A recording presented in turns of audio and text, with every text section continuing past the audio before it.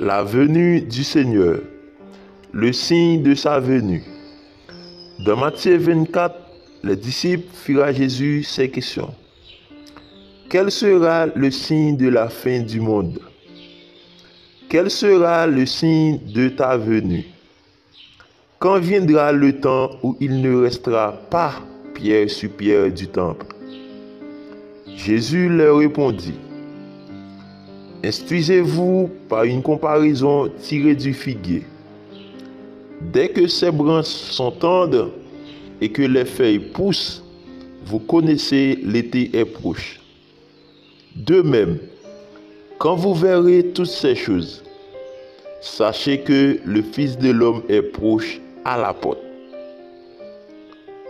Et il dit, ce qui arriva du temps de Noé arrivera de même à l'avènement du Fils de l'homme, signe de sa venue.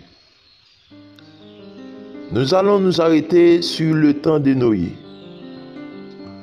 Nous voulons retourner au temps de Noé, afin de reconnaître où nous sommes.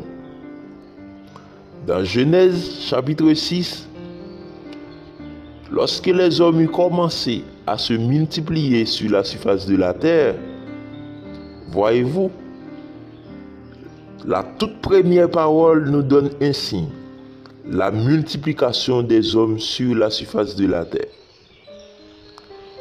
Nous pouvons constater qu'aujourd'hui, il y a autant de gens qui se multiplient aussi rapide, à tel point qu'il est difficile de trouver un logement.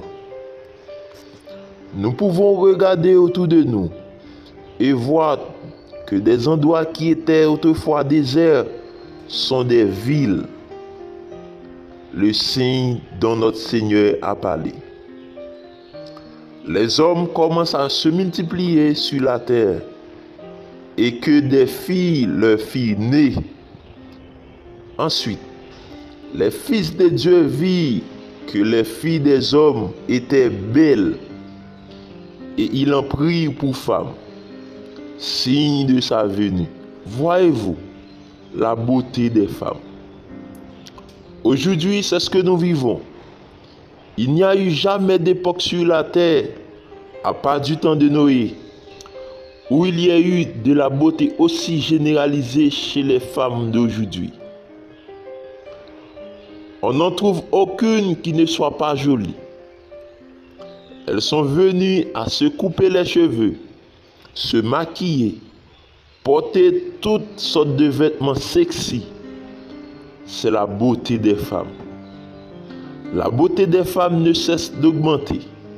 Aujourd'hui, on ne dépense plus pour des cosmétiques pour rendre les femmes jolies que ce qu'on dépense pour la nourriture. Tout ça, c'est l'aiguille qui indique que le temps est proche. En effet, Jésus a dit, ce qui arriva du temps de Noé arrivera de même à la venue du Fils de l'homme. La multiplication des gens, la beauté des femmes, voilà un signe important.